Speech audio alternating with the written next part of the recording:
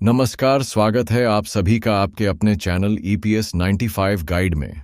आज हम उस महत्वपूर्ण घटना पर विस्तार से चर्चा करने के लिए यहाँ एकत्रित हुए हैं जिसने राष्ट्र की राजधानी को हिलाकर रख दिया और देश के लाखों वरिष्ठ नागरिकों की आशाओं को एक बार फिर से जीवंत कर दिया है। हम बात कर रहे हैं EPS 95 पेंशन धारकों के उस ऐतिहासिक 2 दिवसीय आंदोलन की जो दिल्ली के जंतर मंतर पर हाल ही में संपन्न हुआ। यह केवल एक धरना नहीं था, बल्कि उन लाखों आवाज़ों का सामूहिक गर्जन था जो वर्षों से अपने अधिकार की मांग कर रहे हैं। जैसा कि हमने अपने पिछले वीडियो में आपको संकेत दिया था, इस आंदोलन का दूसरा दिन और भी अधिक महत्वपूर्ण और निर्णायक होने वाला था, और हुआ भी ठीक वैसा ही। जब संसद भवन के द्वार खुले तो यह केवल एक सामान्य संसदीय दिवस का आरंभ नहीं था, बल्कि यह लोकतंत्र के मंदिर की सीढ़ियों पर न्याय की एक नई लड़ाई का शंखनाद था। देश के कोने कोने से आए लगभग 25 सांसदों ने अपने दलगत मतभेदों को भुलाकर मानवता और सम्मान के एक साझा उद्देश्य के लिए एकजुट होकर प्रदर्शन किया। यह एक ऐसा दृश्य था जिसे देखकर हर उस व्यक्ति का हृदय गर्व से भर गया जो इन पेंशन भोगियों के संघर्ष से सहानुभूति रखता है। आज सुबह जैसे ही संसद का सत्र आरंभ होने की गहमागहमी शुरू हुई, ठीक उसी समय संसद की उन्हीं ऐतिहासिक सीढ़ियों पर जहां देश के भाग्य के महत्वपूर्ण निर्णय लिए जाते हैं, लगभग 25 माननीय सांसदों ने EPS 95 पेंशन धारकों के पक्ष में एक अभूतपूर्व धरना दिया। यह कोई सामान्य विरोध प्रदर्शन नहीं था, यह उन लाखों वृद्ध आंखों की पीड़ा का प्रतिबिंब था जो अपने जीवन की संध्या में सम्मानजनक जीवपन के लिए संघर्ष कर रहे हैं। इन सांसदों के हाथों में बड़े बड़े बैनर और पोस्टर थे जिन पर लिखे शब्द सीधे सरकार के अंतःकरण पर चोट कर रहे थे। वी वॉन्ट जस्टिस, हम न्याय चाहते हैं का नारा बुलंद अक्षरों में लिखा था, जो इन पेंशनरों की एकमात्र और सबसे बड़ी मांग को उजागर कर रहा था। एक अन्य पोस्टर पर मार्मिक अपील थी, कृपया EPS 95 पेंशनर्स को बचाओ।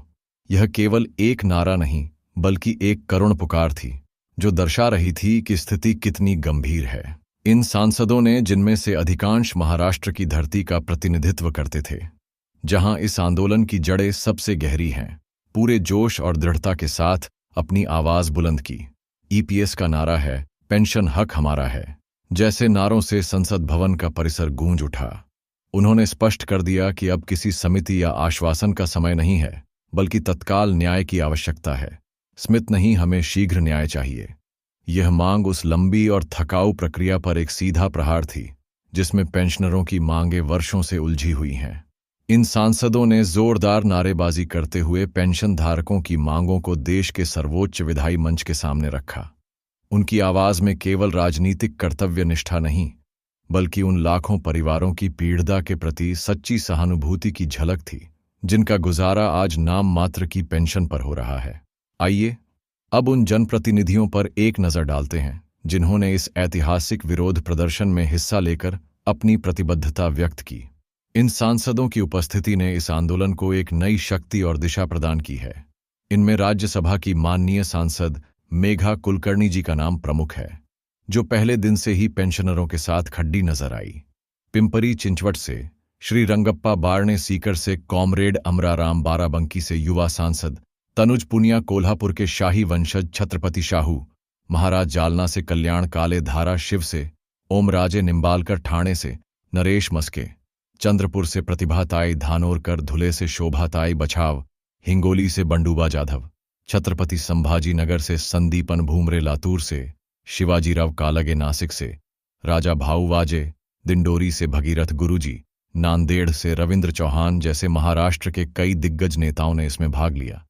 इनके साथ ही गुजरात के बनासकांठा से लोकसभा सांसद जेनी बेन ठाकुर की उपस्थिति ने इस आंदोलन को एक अखिल भारतीय स्वरूप प्रदान किया। यह उल्लेखनीय है कि यह वही सांसद हैं जिन्होंने आंदोलन के पहले दिन यानी 4 अगस्त को भी जंतर मंतर पर अपनी उपस्थिति दर्ज कराकर पेंशन धारकों की मांगों का पुरजोर समर्थन किया था। उन्होंने न केवल मंच साझा किया, बल्कि घंटों तक पेंशनरों के बीच बैठकर उनकी समस्याओं को धैर्यपूर्वक सुना। कल के आंदोलन में विशेष रूप से राज्यसभा सांसद सुश्री मेघा कुलकर्णी जी ने प्रदर्शनकारियों को संबोधित करते हुए जो आश्वासन दिया था, वह अत्यंत महत्वपूर्ण था। उन्होंने कहा था, मैं आप सभी आंदोलनकारियों को यह पूरा भरोसा दिलाती हूं कि सरकार आपके साथ खड़ी डीढ़ी है और आपकी विरोधी कदापि नहीं है। मैंने व्यक्तिगत रूप से इस गंभीर मुद्दे को लेकर संबंधित माननीय मंत्री जी से विस्तृत बातचीत की है और मुझे पूरा विश्वास है कि आपकी समस्याओं का समाधान अत्यंत शीघ्र किया जाएगा। सभी सांसदों ने पेंशन आंदोलन की ऐतिहासिक पृष्ठभूमि, पेंशनरों की समस्याओं की गंभीरता और उनके परिवारों पर पीडीडीएच रहे आर्थिक और मानसिक दबाव को विस्तार से सुनने के बाद ही यह सामूहिक निर्णय लिया था कि वे संसद भवन परिसर में हाथों में तख्तियां लेकर धरना देंगे। उन्होंने यह भी संकल्प लिया कि वे केवल बाहर ही नहीं बल्कि संसद के भीतर भी लोकसभा और राज्यसभा में ईपीएस 95 पेंशन धारकों की मांगों को पूरी दृढ़ता के साथ उठाएंगे। उनका स्पष्ट मानना था कि अब वह समय आ गया है जब सरकार पर एक निर्णायक दबाव बनाया जाए ताकि वह पेंशन में बढ़ोतरी के संबंध में शीघ्र से शीघ्र कोई ठोस निर्णय ले। जंतर मंतर पर आयोजित सभा में पेंशनरों के राष्ट्रीय नेताओं ने भी सरकार को एक स्पष्ट और कड्डी डीड संदेश दिया। राष्ट्रीय संघर्ष समिति के अध्यक्ष कमांडर अशोक राउत, राष्ट्रीय महासचिव वीरेंद्र सिंह राजावत और राष्ट्रीय मुख्य समन्वयक रमाकांत नरगुंड जी ने अपने संबोधन में कहा कि यदि सरकार ने देश के 78 लाख से अधिक पेंशनरों के हित में जल्द ही कोई सकारात्मक फैसला नहीं लिया तो यह आंदोलन यहीं समाप्त नहीं होगा। उन्होंने चेतावनी दी कि आने वाले दिनों में देश भर में जिला स्तर पर व्यापक विरोध प्रदर्शन किए जाएंगे। इसमें अनशन, रास्ता रोको आंदोलन और जेल भरो आंदोलन जैसे आक्रामक कदम भी शामिल होंगे। यह इस बात का स्पष्ट संकेत है कि पेंशनरों का धैर्य अब जवाब दे रहा है और वे अपने अधिकारों के लिए किसी भी हद तक जाने को तैयार हैं। इस प्रकार ईपीएस 95 पेंशन धारकों का यह 2 दिवसीय आंदोलन जो 4 और 5 अगस्त को दिल्ली में आयोजित किया गया, बीन गोवाई तो शांतिपूर्ण ढंग से संपन्न हो गया, लेकिन इसने अपने पीछे कई महत्वपूर्ण संदेश छोड़ दिए हैं।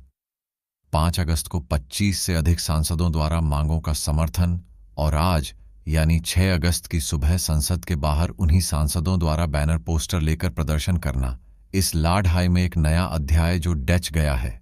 इस घटना को देश के कई बड़े मीडिया चैनलों ने भी प्रमुखता से कवर किया है, जिससे यह मुद्दा अब केवल पेंशनरों तक सीमित न रहकर राष्ट्रीय चर्चा का विषय बन गया है। लेकिन मित्रों, इस उत्साह और सकारात्मक माहौल के बीच एक महत्वपूर्ण सावधानी बरतने की भी आवश्यकता है और आपकी जानकारी में यह बात स्पष्ट शब्दों में लाना मैं अपना कर्तव्य समझता हूं। आज की तारीख तक इस विशाल आंदोलन और सांसदों के अभूतपूर्व समर्थन के बावजूद ईपीएस 85 पेंशन धारकों की कोई भी मुख्य मांग आधिकारिक रूप से मंजूर नहीं की गई है। सरकार की ओर से अभी तक कोई ठोस घोषणा नहीं हुई है। मैं यह बात इसलिए कह रहा हूं क्योंकि अब इस आंदोलन से जुद्दी तस्वीरों और वीडियो का दुरुपयोग होने की प्रबल आशंका है। कुछ असामाजिक तत्व और भ्रामक समाचार फैलाने वाले लोग इन तस्वीरों को पुनः अपलोड करेंगे, उन पर आकर्षक और झूठे थंबनेल लगाएंगे और आपको गुमराह करने की पूरी कोशिश करेंगे। वे ऐसी खबरें फैलाएंगे कि ईपीएस 95 पेंशन धारकों की इतनी मांगें पूरी हो गई, सरकार ने यह दे दिया, पेंशन में हजारों की बढ़ोतरी हो गई।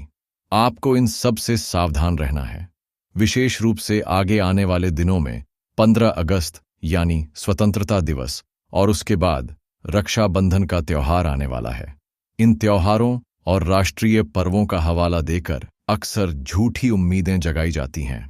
आपको ऐसे संदेश मिलेंगे कि 15 अगस्त को प्रधानमंत्री जी लाल किले की प्राचीर से पेंशन वृद्धि का ऐलान करेंगे या रक्षाबंधन पर सरकार बहनों को तोहफा देगी। कृपया ऐसी किसी भी अपुष्ट खबर पर विश्वास न करें और किसी भी जानकारी को आधिकारिक स्रोत से पुष्टि किए बिना आगे न बढ़ाएं।